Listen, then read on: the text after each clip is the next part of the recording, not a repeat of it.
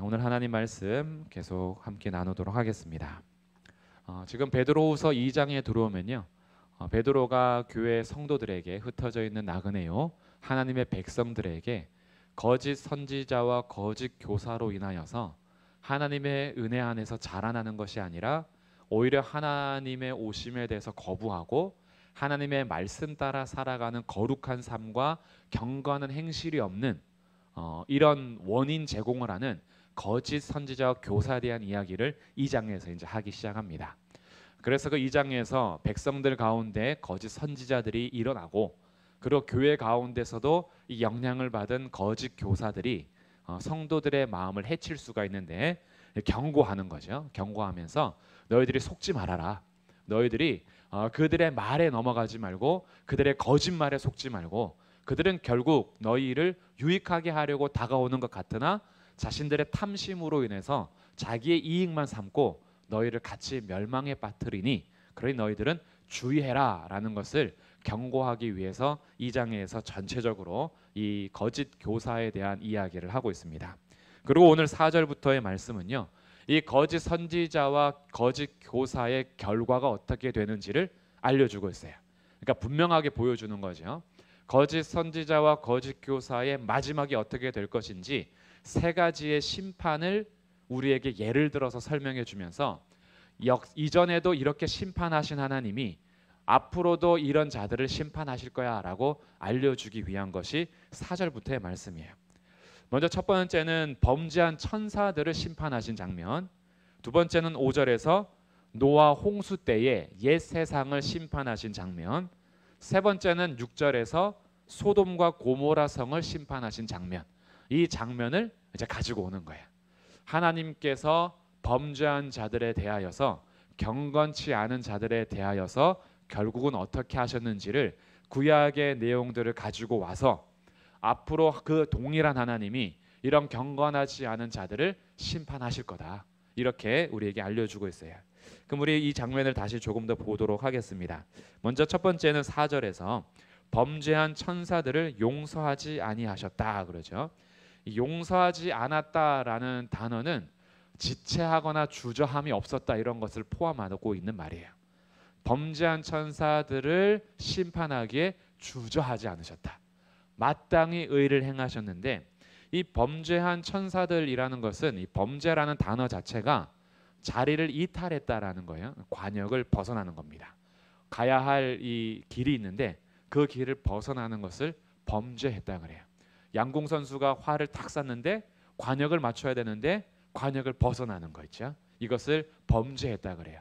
그러니까 천사들의 위치도, 천사들도 하나님의 피조물입니다. 하나님께서 천지를 창조하셨다라는 것에는 영적인 피조물까지 포함하는 거예요. 그러니 우리 눈에 보이는 것들뿐만이 아니라 눈에 보이지 않는 영적인 존재도 하나님께서 창조하셨고, 결국 천사들도 피조물인 거예요. 그러니까 피조물은 누구를 경배하고 누구에게 순종해야 되냐 하면 창조주이신 하나님께 경배하고 그분에게 순종해야 됩니다. 근데 이 천사의 위치에 있던 일부의 천사의 무리들이 다른 천사들과 대결하면서 하나님을 반역하고 떠나버려요. 이것이 용이라 하기도 하고 옛 뱀이라고 하기도 하고 땅에 떨어진 마귀요 사탄이다 이렇게 하고 그의 추종자들이 이제 따라온 건데, 이런 범죄한 천사들을 하나님이 어떻게 하셨다는 거예요? 용서하지 않았다. 용서하지 않고 어떻게 하셨어요? 지옥에 던졌다 이거죠. 지옥. 하나님이 이 범죄한 천사들, 이 범죄한 천사들을 어디에다 던졌다는 거예요? 지옥에다 던졌다는 거예요. 그러니 지옥이 이 하나님의 공의를 나타내는 하나님의 심판의 장소로서 원래 이 지옥에 던진 것들은 범죄한 천사들인 거예요. 범죄한 천사들. 그러니까 우리가 가지고 있는 이 상상이 있잖아요. 위에는 하나님이 왕으로 계시고 밑에는 마귀가 왕으로 있는 이런 개념들이 은근히 있거든요. 그래서 지옥에 가면 어떻게 해요? 마귀에게 괴롭힘을 당할 거야 이렇게 개념적으로 생각할 수 있는데, 그게 아니고 지옥은 마귀를 형벌하는 곳이에요.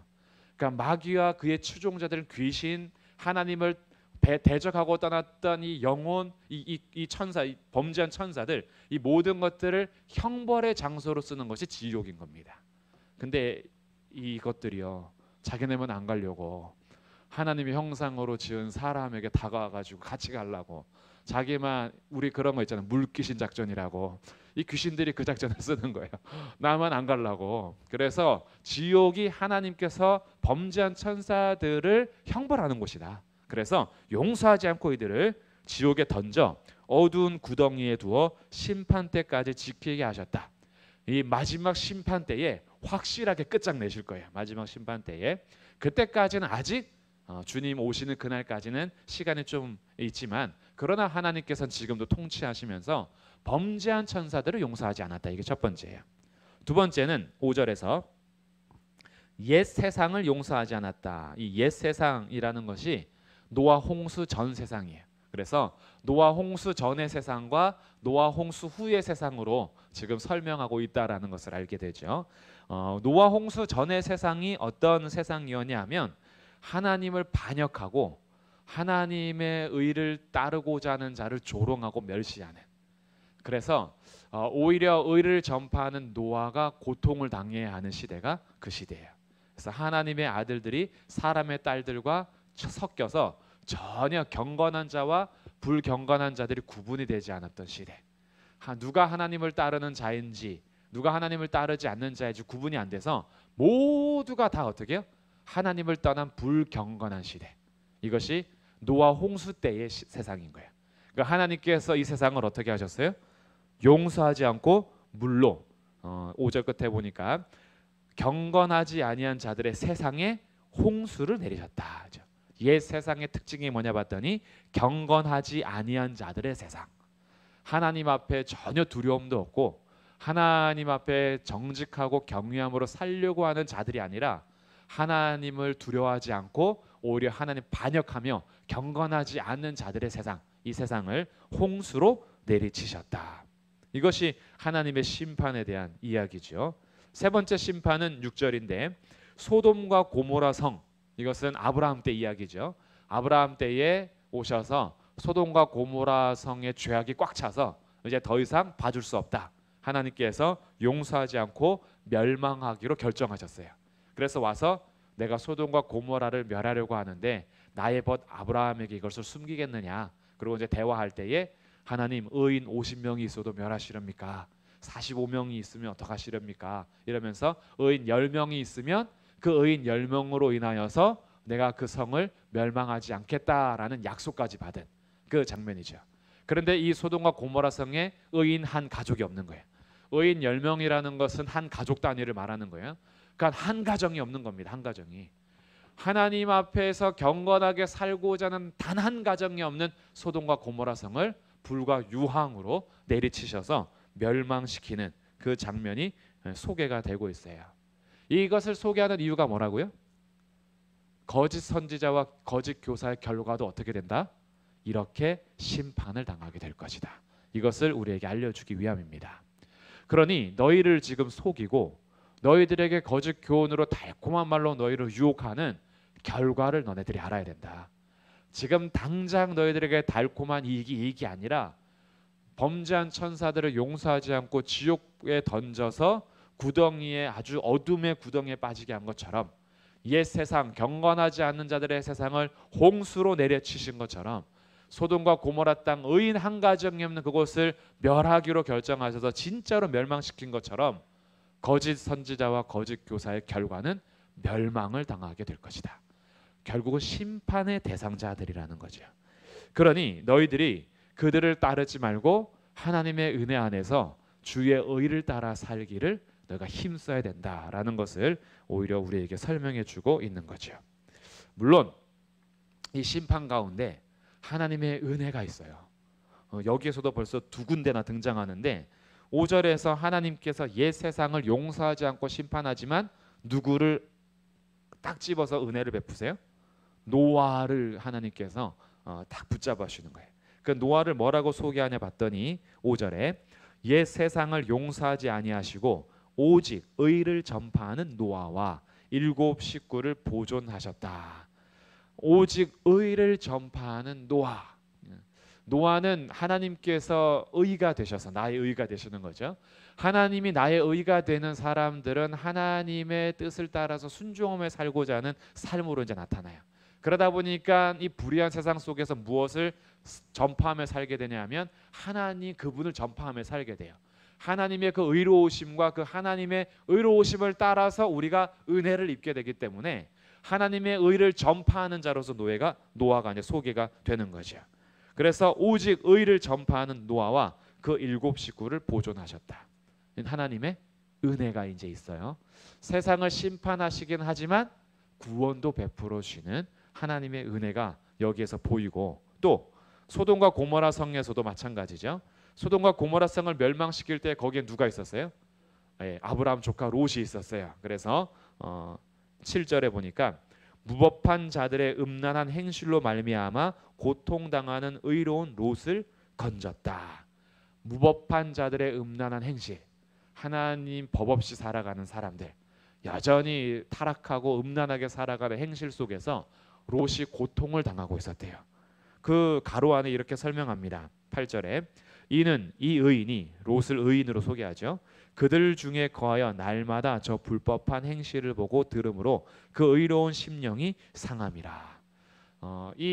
이 세상 속에서 무법한 자들의 세상 속에서, 그리고 음란한 행실의 세상 속에서, 의인 한 가정이 없는 세상 속에서 롯이 갔을 때 이들의 행실로 인하여서 경건하게 살고자 하는 자의 마음이 상처를 받는 거예요. 그것을 고통이라고 이제 표현한 겁니다. 오늘날 우리로 말하면 이런 거죠. 세상이 너무 음란하고 세상이 너무 악하니까 믿음의 성도들이 여기서 살아갈 때요, 그것으로 인하여서 당하는 그 고통이 있어요. 어떻게 세상이 이러지? 그렇다고 우리가 세상하고 똑같이 살 수는 없고, 세상하고 똑같이 살 수 없는 우리의 삶이 오히려 역효과로 조롱과 멸시를 당하고 세상에서 짓눌려야 하니까 이것 자체가 우리에게 고통이 되는 거예요. 이 하나님의 법을 따라 살지 않은 이 세상의 온갖 것들이 나에게는 슬픔이 되고 아픔이 되는 거죠. 그러니까 이 현실을 보면서 마음에 상하는 자들을 주님께서 아시는 거예요. 이 롯을 그렇게 표현하는 것처럼. 창세기에 기록된 롯은 사실 그렇게 막 의의 모습을 찾을 수가 없죠. 롯이 그렇게 막 의인처럼 등장하진 않습니다. 그럼에도 불구하고 신약에서 소돔과 고모라 성에 살고 있는 롯이 그 정말 막 나가는 세상 속에서, 완전히 무너진 세상 속에서 심령이 다쳤다라는 것을 보여주면서 성도들의 아픔과 고통을 아시는 거예요. 우리도 마찬가지죠. 우리도 세상에서 막 어마어마하게 의인처럼 보이지 않을지라도 하나님의 말씀을 따라 살고자 하는 자들은 우리의 심령이 상할 때가 정말 많습니다. 야, 세상이 어쩌려고 이렇게 하는가? 세상이 어떻게 이렇게 돌아가는가라는 것들이 의로운 우리 백성들, 하나님의 자녀들에게는 이것이 고통으로 오는데, 그 의로운 롯을, 고통당하는 롯을 하나님께서 건져 주셨어요. 그러니까 이 심판 중에도 하나님께서 구원하시는 은혜가 있음을 우리에게 보여주는 거죠. 그래서 9절에서 이렇게 설명합니다. 주께서 경건한 자는 시험에서 건지실 줄 아시고 불의한 자는 형벌 아래에 두어 심판날까지 지키시며, 특별히 육체를 따라 더러운 정욕 가운데서 행하며 주관하는 일을 멸시하는 자들에게는 형벌할 줄 아시느니라. 그렇죠? 의로운 자, 경건한 자는 건져주시고 불의한 자, 무법한 자들은 심판하시는 것을 우리에게 보여주면서 너희들은 어떻게 너희의 삶을 가꿀 것인가 라고 우리에게 도전하고 경고하는 거예요. 그리고 이들은 아주 얼마나 당돌한지요. 10절에 보니까 이들은 당돌하고 자긍하며 두려움도 없이 떨지 않고 영광이 있는 자들을 비방합니다. 이 비방이라는 말이 모독, 신성 모독하는도다 할 때 그 모독 있죠. 그런 단어예요. 그러니까 악의적으로 비방하는, 악의적으로 깔아뭉개고 깔아내고 그 삶을요 아주 폄하하고 모욕 주는 것. 근데 누구를 그렇게 해요? 영광 있는 자들을 그렇게 한대요. 이 영광 있는 자들이 타락한 천사 말고 영광스럽게 창조된 천사를 지칭할 수도 있고요. 아니면 영광의 하나님을 따라서 순종하는 성도들일 수도 있어요. 그러니까 자기들이 하나님의 뜻을 저버리고 무법한 자로 살면서 하나님께 순종하며 살아가는 피조물을 향하여서 두려워하지도 않고 모욕하고 폄하하고 악의를 품고 무례한 방법으로 아주 막 말하는 것, 이걸 비방이라 그러는 거예요. 근데 이렇게 비방할 때 누구를 두려워하지 않냐 하면 하나님을 두려워하지 않아요. 하나님을 두려워하지 않는 이유가 있죠. 악인들은요, 시편에서 악인들은, 악한 자들은요, 그 마음에 이르기를 하나님이 없다라고 합니다. 그래서 하나님에 대한 두려움도 없어요. 이렇게 살아봐야 하나님이 뭐 아시겠어? 있으면 한번 저한테 벼락을 내려보시죠. 막 그래. 5분 안에 벼락을 내려보시죠. 하나님이 하실 수도 있지만 참으시잖아요. 그냥 꺼봐, 하나님 없잖아. 두려워하질 않아요. 그러면서 오히려 경건한 자들을 향해서, 영광 있는 자들을 향해서 비방하기를 그치지 않는 이런 무례한 사람들이 있는데, 이들은 결국 하나님의 심판을 받게 될 것이다. 이것을 우리에게 보여주고 있어요. 그리고 이 베드로후서의 말씀은 조금 더 우리가 비추기 위해서 단지 소돔과 고모라 그리고 노아의 세상 속에서 그 옛 세상, 이들이 나와 그럼 상관없는가, 이렇게 보면은 너무나 먼 세상 이야기인데, 사실은 우리도 가만히 생각해 보면은 멸망받아도 할 말이 없는 삶을 살았던 자들이에요. 하나님 없이 살았던 사람들, 하나님을 비방하며 하나님 따르는 자들을 오히려 모욕하면서, 또 모욕까지는 아니더라도 우리가 굳이 예수님 안에 들어오지 않았던 때도 있고, 또 우리가 살아가면서 우리의 마음이 꼭 믿음 없는 자들과 똑같이 그렇게 살아갈 때도 있어요. 그래서 이 말씀을 기억하면서 누가복음 말씀을 또 한번 보면 좋겠어요. 자, 누가복음 10장 한번 볼게요. 누가복음 10장. 하나님의 심판에 대한 이 말씀을 한번 염두에 두고 우리는 어떻게 해야 될 것인가 라는 것을 한번 찾아보는 거예요. 자, 누가복음 10장 12절입니다. 누가복음 10장 12절. 자, 우리 누가복음 10장 12절부터 16절까지 한 절씩 교독해 볼게요. 한번 무슨 내용인지 생각하면서 같이 읽어보겠습니다. 누가복음 10장 12절부터 16절까지. 내가 너희에게 말하노니 그날에 소돔이 그 동네보다 견디기 쉬우리라.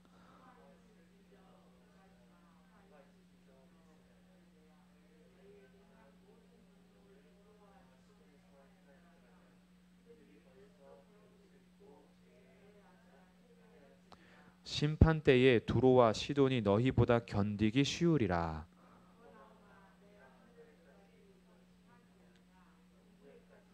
함께 읽습니다. 너희 말을 듣는 자는 곧 내 말을 듣는 것이요 너희를 저버리는 자는 곧 나를 저버리는 것이요 나를 저버리는 자는 나 보내신 이를 저버리는 것이라 하시니라. 아멘.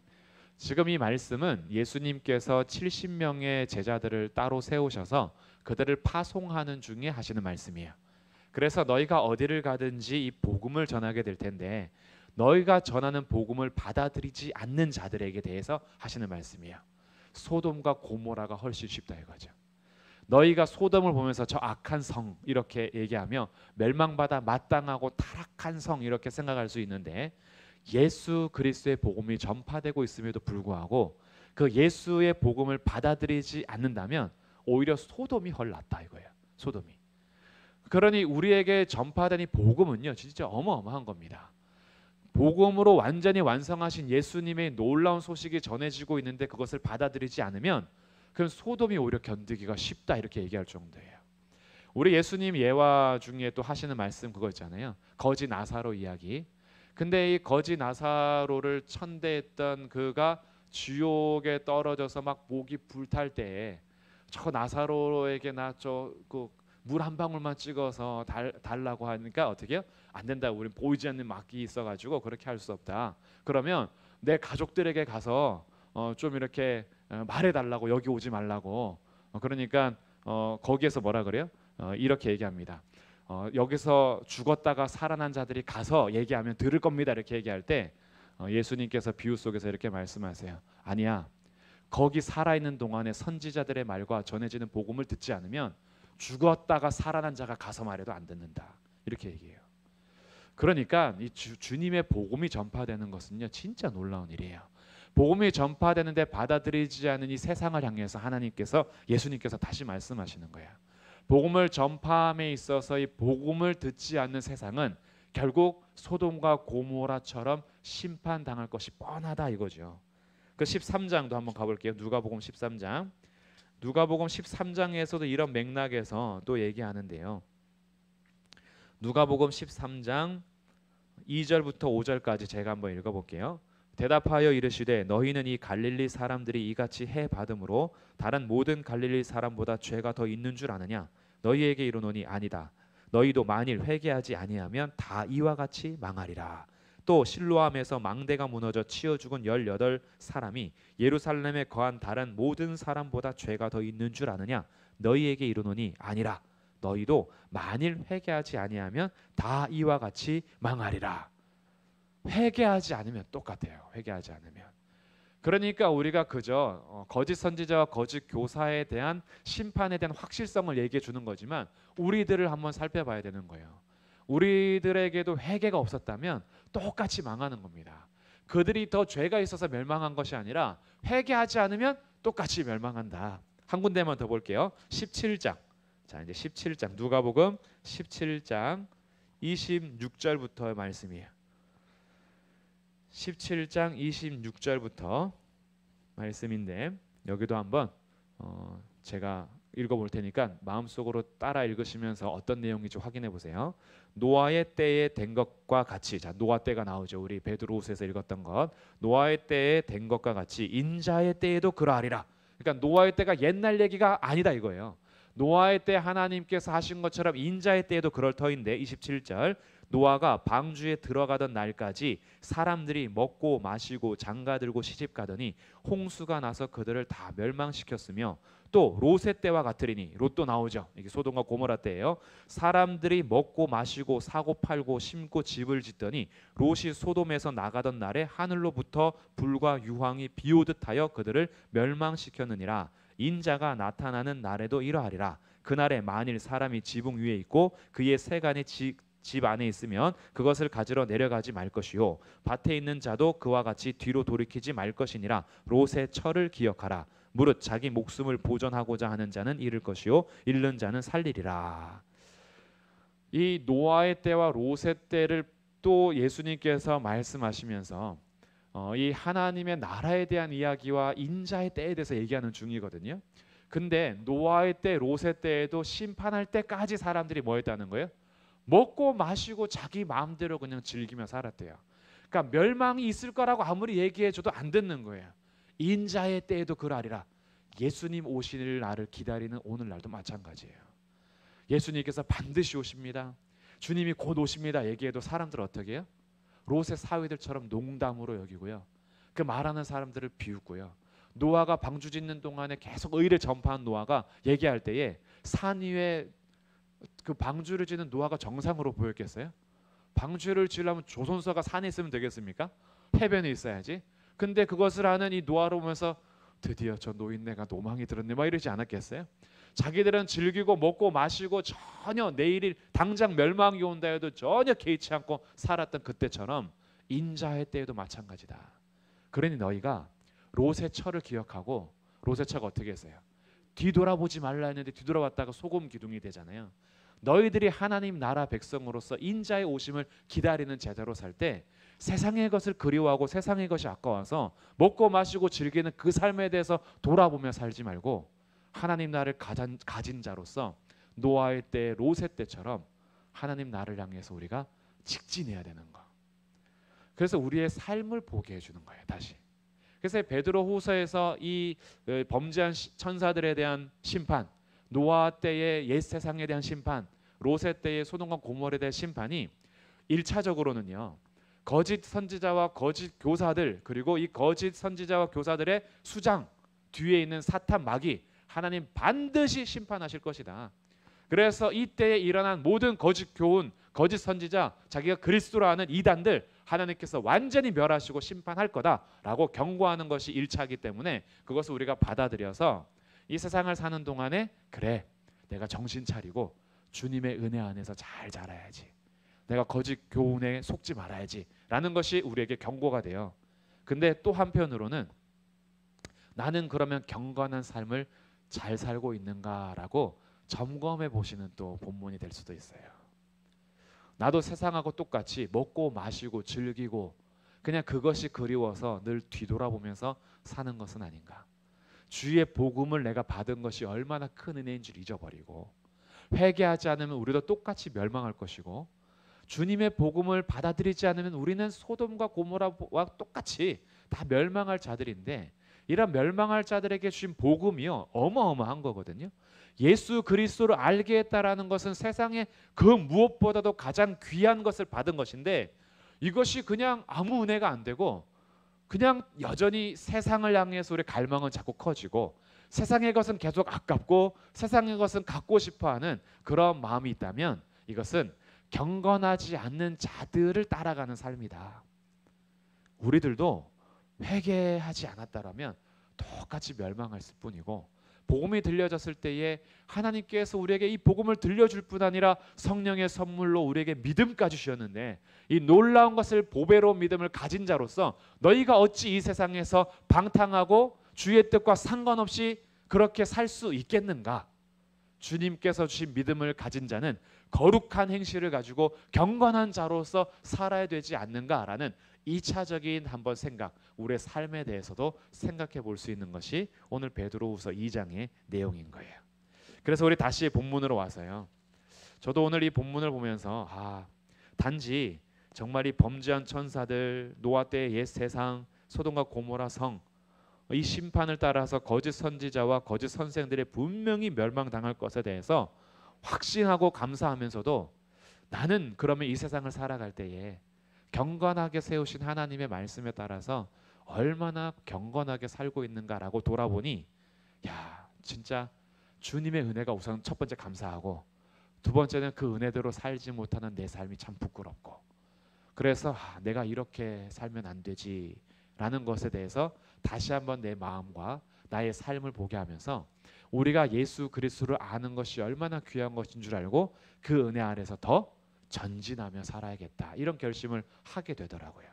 그래서 우리 성도님들도 이 본문을 통해서, 물론 이 세상 가운데 여전히 거짓 교훈이 정말 많습니다. 이단들이 많아요. 거기서 우린 정신 차리고 주위에서 바른 주의 말씀을 따라 살아가는 그런 것을 하되, 그 이단들은 거짓 교훈은 반드시 심판받을 것이다. 그러나 내가 바른 믿음과 보배로운 믿음을 가진 자로서 나의 삶은 어떤가라고 이것도 같이 돌아볼 수 있으면 좋겠어요. 왜냐하면요, 20절에 우리 본문 베드로후서 2장 20절에 이렇게 얘기합니다. 만일 그들이 우리 주 되신 구주 예수 그리스도를 알므로 세상의 더러움을 피한 후에, 예수 그리스도를 알므로 세상의 더러움으로부터 피했어요. 그런데 그 후에 다시 그 중에 얽매이고 지면 그 나중 형편이 처음보다 더 심하리니, 의의 도를 안 후에, 복음을 안 거예요. 예수 그리스도를 안 후에 받은 거룩한 명령을 저버리는 것보다 알지 못하는 것이 도리어 그들에게 나으니라. 그 속담에 뭐라 그래요? 22절, 참된 속담에 이르기를 개가 그 토하였던 것에 돌아가고 돼지가 씻었다가 더러운 구덩이에 도로 누웠다 하는 말이 그들에게 응하였도다. 더러운 것에서 끌어내서 열심히 목욕시켜주고 깨끗하게 했더니 다시 토한 곳에 가고 더러운 구덩이에 가는 것처럼, 예수 그리스도의 도를 안 이후에 주님께서 우리에게 명령하신 거룩한 명령에 따라서 살지 않고 그것을 저버리고 돌아가면 처음보다 나중 형편이 더 심하다, 우리에게 경고하는 거예요. 그래서 그러다 보니까 우리들이 이 심판에 대한 메시지를 들으면서 하나님의 은혜를 우리가 먼저 감사하고, 그 은혜에 따라서 나의 삶을 거룩하게 가꾸어 가는 것, 오늘 우리가 들어야 될 필요한 말씀인 겁니다. 우리들이요, 성도로서 구별된 말과 행동, 성도로서 구별된 마음과 생각을 갖는 것이 정말 중요해요. 근데 우린 너무 세상하고 똑같이 살면서도 전혀 그런 고통이 없다면 그럼 안 되는 거죠. 오히려 세상이 점점 더러워지고 음란해지고 세상이 점점 악해질수록 성도들은 마음에 고통을 당하셔야 돼요. 괴로운 거예요. 주님이 고통을 아시고 롯을 의인으로 부르시고 건져주신 것처럼 성도들의 이런 괴로움을 아십니다.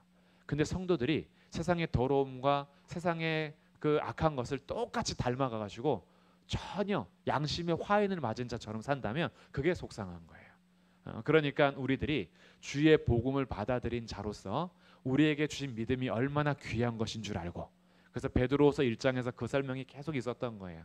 우리를 보배로운 믿음 주셔서 신성한 성품에 참여하게 한 자가 아니냐, 우리에게 주신 믿음이 얼마나 놀라운 믿음인데 너희가 그 믿음을 저버리면서 살 수 있겠는가? 거짓 교사들과 선지자들처럼 방탕하게 살지 말고 우리의 삶을 거룩하게 가꾸어 가야 할 것이다 라고 권면하면서 우리의 삶의 태도를 경건한 삶에 힘쓰도록 이끌어주고 있습니다. 오늘 우리 그리스도인들이요, 세상에서 얼마나 성도답게 사는지 물어볼 때 저도 사실은요 당당할 수가 없어요. 당당할 수가 없어요.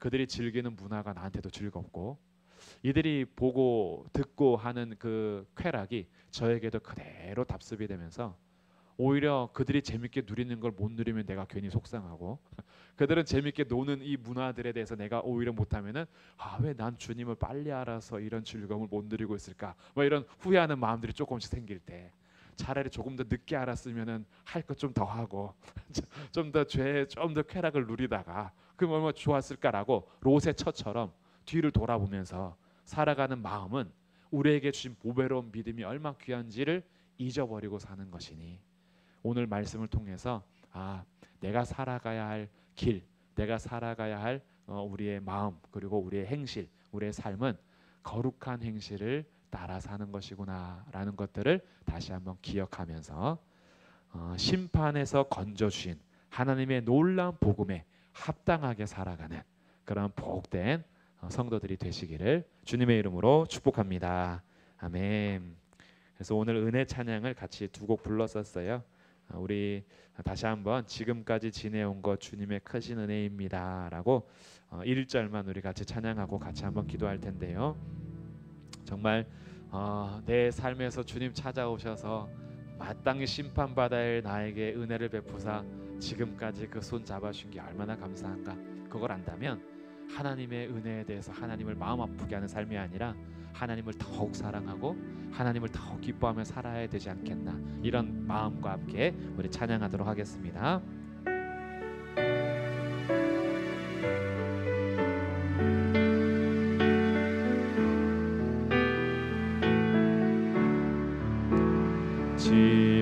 지금까지 지내온 것 주의 크신 은혜라 한이 없는 주의 사랑 어찌 이루 말하랴. 자나깨